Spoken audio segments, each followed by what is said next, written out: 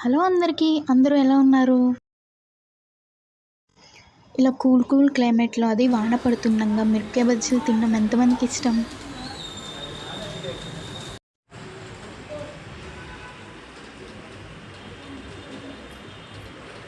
మాకైతే చాలా ఇష్టమండి. వాన పడుతుంది కదా! ఇంక వెంటనే మా మమ్మీని ఏయమని చెప్పాం మిరపకాయ బజ్జీలు. దాని లోపల అలా ఉల్లిపాయలు, కొత్తిమీర, పల్లీలు మీకు కూడా ఇష్టమైతే కమెంట్ చేయండి చూద్దాం. అలాగే కొంచెం సబ్స్క్రైబ్ కూడా చేసుకోండి.